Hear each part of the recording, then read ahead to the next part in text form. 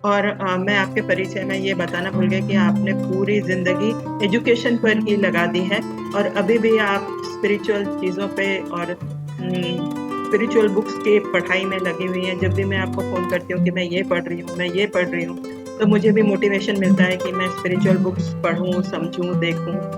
तो नमस्ते फ्रेंड्स, बहुत बहुत स्वागत है आपका।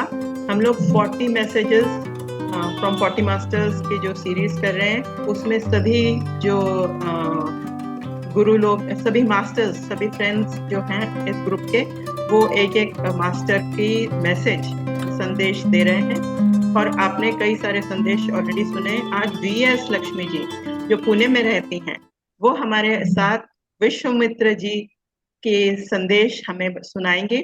तो विश्वामित्र जी का सुनते ही हम लोग का मन में आ जाता है कि बहुत ही अच्छे गुरु थे और ज्ञानी थे। तो लेकिन आज लक्ष्मी जी हमें और उसके बारे में बताएंगी। बाकी सभी जो जुड़े हैं उनका बहुत बहुत स्वागत है। Over to you Lakshmi ma'am. Thank you ये यहाँ पर सबको आने का। आत्मवंदन मेरी ओर से। सबको आत्मवंदन। श्री अरुणा जी ने चैनल किए हुए उनकी किताब 40 मैसेजेस फ्रॉम 40 मास्टर्स, आज के श्रृंखला में मैं विश्वामित्र जी, ऋषि जी के बारे में सुना रही हूँ, जो उनको मैसेजेस आए हुए हैं। मैं एग्जैक्टली मैसेज पढ़ रही हूँ। मेरे पास आपके लिए एक छोटा सा संदेश है।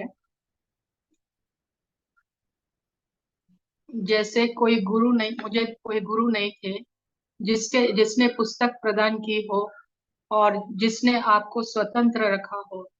हाँ, हमारे मास्टर्स दबंग थे और उनके शांत चित्त नहीं थे। जिन पुस्तकों और गुरुओं से आपका सामना होता है वे इतना भिन्न है कि मैं बहुत रोमांचक रूप से कह सकता हूँ कि मैं जल्द ही अपने जैसे और प्रबुद्ध गुरुओं को देखूंगा। क्या तुम्हें लगता है कि मैंने वैसे ही दूसरी दुनिया बना ली? नहीं, मेरा एक उद्देश्य था। इसका उद्देश्य लोगों को यह दिखाना था कि मैं भी सामान्य व्यक्ति था जिसने ध्यान और आत्मज्ञान के माध्यम से इसे प्राप्त किया। कृपया जागे, और क्योंकि मेरे तरह सृजन की प्रतिभा आप सभी में छिपी हुई है, कृपया इसे ध्यान और पढ़ने के माध्यम से टैप करें। विशेष रूप से सेठ और रंपा पुस्तकें, जैसे जब आत्मा विकास के क्षेत्र इतने खुले हैं तो कृपया उन्हें पकड़ के और अपने विकास के लिए उनका उपयोग करें। निश्चय ही थोड़े ही समय में तुम भी मेरे समान विश्वामित्र बन जाओगे, इसमें कोई शक नहीं। यह आपकी पुस्तक के लिए मेरा संक्षिप्त संदेश है। ध्यान के माध्यम से अपने अव्यक्त रचनात्मकता का दोहन करें। पढ़ने की किताबें। ये हुआ है चैनल मैसेज जो अरुणा जी को मिला हुआ है।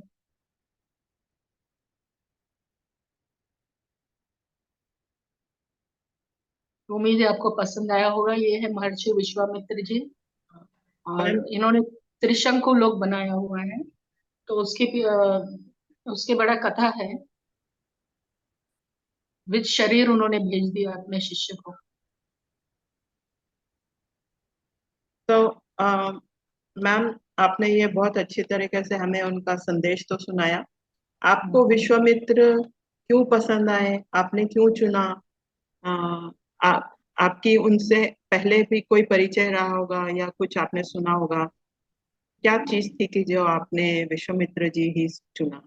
हाँ, मैंने बचपन में सुनी हूँ कि विश्वामित्र जी के शिष्य को सशरीर जाना था स्वर्ग में, और स्वर्ग में परमिशन नहीं था कि हाँ शरीर के साथ चले जाएं और कुछ पोजीशंस ले जाएं। तो ये दुविधा हुआ, और विश्वामित्र जी के जो तपश्चर्या के पावर से उन्होंने अपना अलग ही लोक बना दिया। और हम मुझे ऐसे पता चला मेरे पेरेंट्स से कि कई सब्जियां जो है वो विश्वामित्र सृष्टि के हैं। तो वो पूजा के समय या कोई व्रत के समय नहीं खाते, ऐसे उसको देखना पड़ेगा गूगल करके कि विश्वामित्र सृष्टि में जो सब्जियां बने हैं, जो कुछ बने हैं, वो हमारे ब्राह्मण्स यूज नहीं करते हैं पूजा में वगैरह। इतना मुझे याद है बचपन की बात। तो उन्होंने त्रिशंकु ऐसे लोग बना लिए हैं। जी जी। तो मैं भी कुछ ऐड करना चाहती हूँ प्लीज। विश्वामित्र जी के बारे में।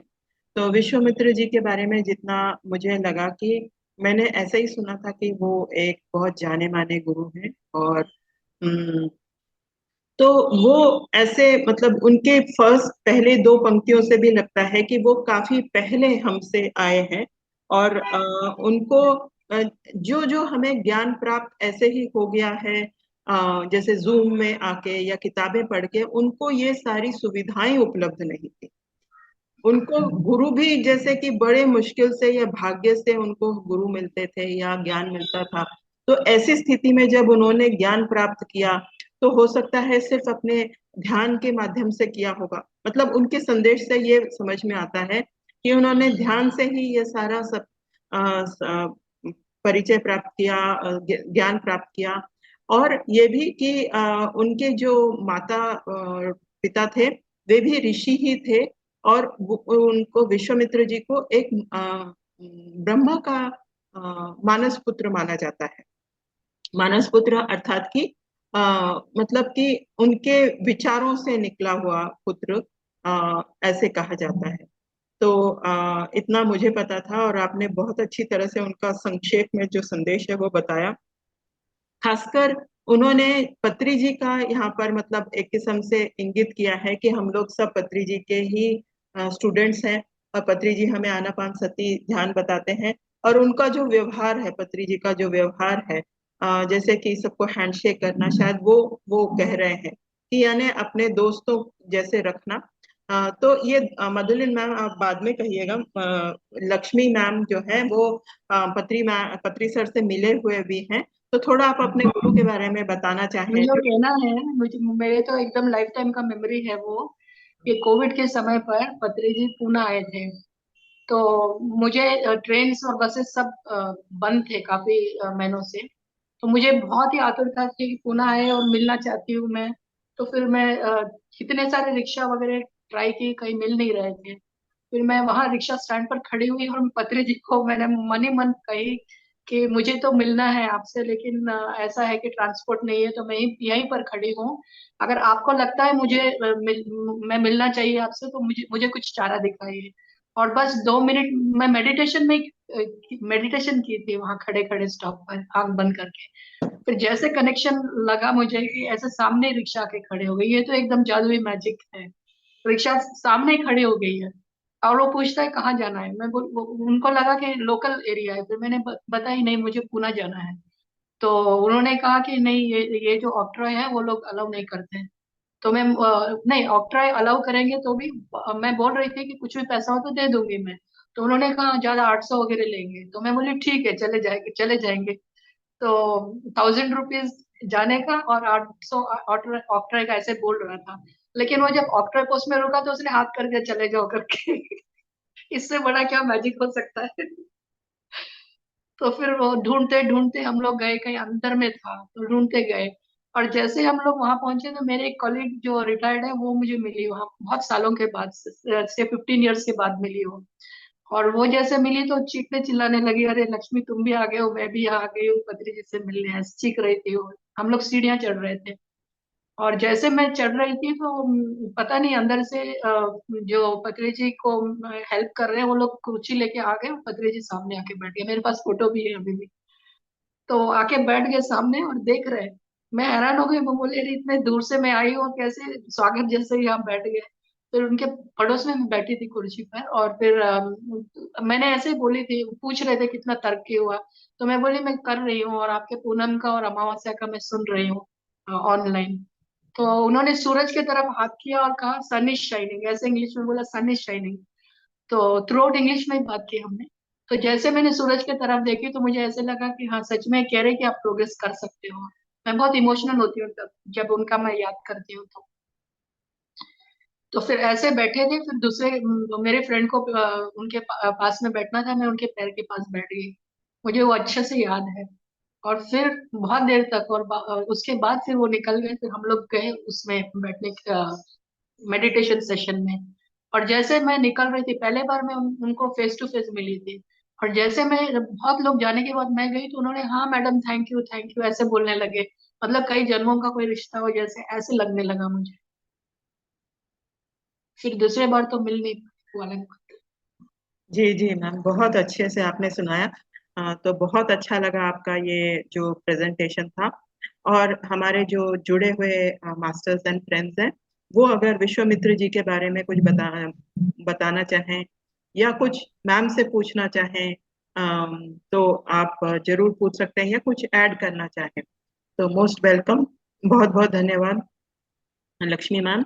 बताना चाहती हूँ कि इन्होंने जो कुछ मंडला के बारे में कुछ लिखा हुआ है विश्वामित्र जी ने, who is the chief author of mandala 3 of Rigveda. तो विश्वामित्र जी ने ऋग्वेद मतलब जो सबसे पुरानी वेद है, वो उससे मतलब उसमें कुछ रचना की है। और विश्वामित्र जी के जो गुरु थे वो जमाग्नि थे। जमदग्नि जमदग्नि थे हाँ। हाँ, हाँ, हाँ। तो ये भी कहानी लक्ष्मी जी ही जब उनको मिलेगा जमग्नि, उनके भी कहानी वही बताने वाली है। तो अ, गायत्री मंत्र भी विश्वामित्र जी ने दिया है, जो कि गायत्री मंत्र हम अभी तक करते आए हैं। और वे राज ऋषि थे, ब्रह्म ऋषि विश्वामित्र जो थे वो राज ऋषि थे, और काफी लॉयल माने जाते थे। तो ये मैंने थोड़ा बहुत विकिपीडिया से ही समझा। मतलब ये थोड़े थोड़े हम लोग जो ये वीडियोस में देखते रहते हैं उसके बारे में से था। तो ये बहुत अच्छा प्रेजेंटेशन रहा, थैंक यू अर्चना जी। अब वो कहानी मुझे कहीं मिलेगी तो मैं ग्रुप में जरूर डाल दूंगी। मधुलिन मैम, बहुत बहुत धन्यवाद आपका आने के लिए, ये 2 बजे के समय जो हमने नया किया है। बहुत बहुत धन्यवाद। आप कुछ बोलना चाहेंगी मधुलिन मैम? उस नहीं तो हम ये सभा समाप्त करें। बहुत अच्छा से समझा दिया, अच्छा लगा मैम। सभी को धन्यवाद। नई नई चीजें जानने को मिल रही है, इसीलिए मैं कैसे भी करके अपना समय निकाल लेती हूँ। मुझे इसमें रुचि है कि सभी नए नए मास्टर्स के बारे में जानने का, उनके मैसेज के बारे में जानने का, इसीलिए मैं आ जाती हूँ। मुझे बहुत सारा ज्ञान मिलता है यहाँ पर। आप सभी का बहुत बहुत धन्यवाद, यही कहना चाहती हूँ। ठीक ठीक। तो मधुलिन मैम, हमें जैसे मैंने पहले बताया कि पार्वती जी के बारे में मंगलवार को बताएंगी, बैंगलोर से हैं। तो बहुत बहुत धन्यवाद लक्ष्मी मैम, आपने बहुत अच्छे से हमें विश्वामित्र जी के बारे में बताया। और बहुत बहुत धन्यवाद, थैंक यू। थैंक यू, मुझे मौका दिया इसलिए आपको भी धन्यवाद। बहुत बहुत धन्यवाद। Thank you Archana, thank you Madhulin, bye bye.